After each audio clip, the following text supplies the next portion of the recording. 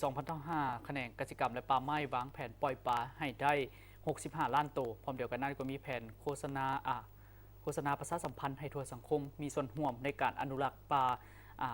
าและสัตว์น้ำโดยกระทรวงเกษตรกรรมและป่าไม้ได้ออกแจ้งการเรื่องการสร้างขบวนการคุ้มครองปกปักรักษาและพัฒนาสัตว์น้ำเนื่องในวันปล่อยปลาและสัตว์น้ำแห่งชาติวันที่ 13 กรกฎาคม 2025ซึ่งเนื้อในของแจ้งการได้ระบุ 9 ข้อห้ามที่ควรปฏิบัติในระยะฤดูปลาและสัตว์น้ำขยายพันธุ์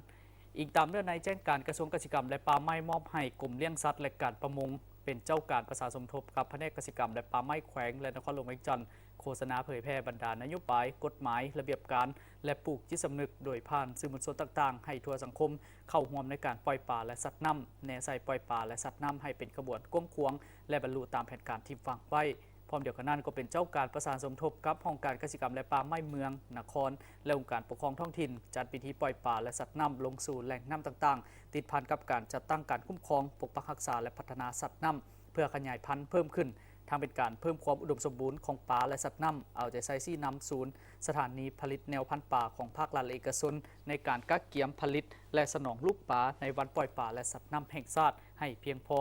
โดยเน้นใส่การปล่อยปลาพันธุ์พื้นเมืองเป็นต้นแมนปลาปากปลาเพี้ยปลาแกงปลาสวายปลาเค็งและปลาชนิดอื่นๆห้ามปล่อยปลาพันธุ์ต่างๆประเภทเช่นปลานิ้นปลาในปลาดุกพันธุ์ปลาเกล็ดแลบและชนิดอื่นๆลงใส่แหล่งน้ำธรรมชาติซึ่งจะเป็นการทำลายแหล่งที่อยู่อาศัยหรือการวางไข่ของป่าพื้นเมืองลาวสุกยู่สาวเกษตรกรและผู้ประกอบการสืบต่อขยายการเลี้ยงปลาและสัตว์น้ำทุกรูปแบบเช่นการเลี้ยงปลาในหนองการเลี้ยงปลาใส่กระสังการเลี้ยงปลาในนาข้าวเลี้ยงปลาแบบผสมผสานและรูปแบบอื่นๆให้เป็นขบวนพร้อมทางเอาใจใส่แนะนำทางด้านเทคนิควิชาการด้านแนวพันธุ์การให้อาหารผลบัตรักษาป้องกันพยาธิและเก็บกู้ผลผลิตให้ถูกต้องตามหลักวิชาการติดพันกับการเพิ่มความเข้มงวดในการปฏิบัติมาตรการเกิดห้ามการหาปลาแบบดับศูนย์ห้ามบุคคลนิติบุคคลและการจัดตั้งนำไส้ธาตุเบื่อระเบิดอาวุธเครื่องใช้ไฟฟ้าเครื่องแสงเครื่องเสียงคลื่นเสียงเพื่อหาหรือจับสัตว์น้ำแบบดับศูนย์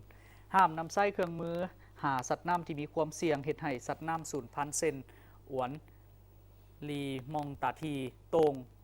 รอบขนาดใหญ่และอื่นๆห้ามหาสัตว์น้ำจากแหล่งน้ำธรรมชาติด้วยการตันห้วย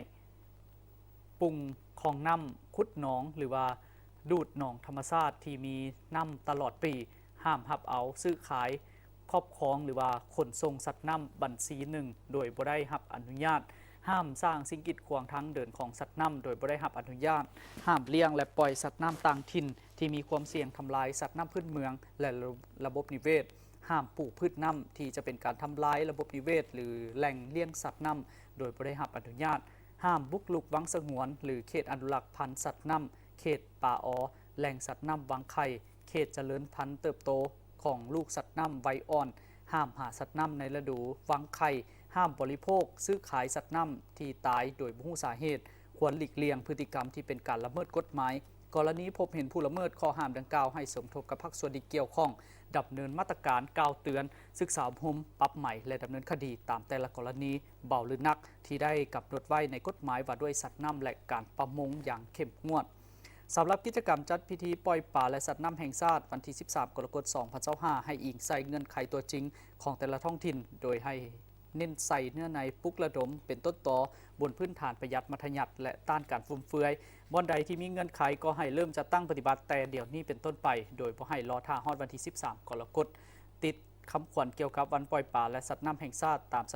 สถานที่ต่างๆเพื่อเป็นการโฆษณาเผยแพร่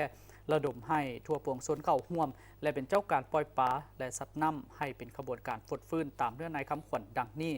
สมเสยวันปล่อยปลาและสัตว์น้ำแห่งชาติวันที่ 13 กรกฎาคม 2025จงพร้อมกันปล่อยปลาและสัตว์น้ำคืนสู่ธรรมชาติให้มีความอุดมสมบูรณ์ตลอดไปการปกปักรักษาปลาและสัตว์น้ำแมนพันธะของปวงชนทั้งชาติสำหรับป้ายแมนไฮไซพื้นสีฟ้าและตัวหนังสือสีขาว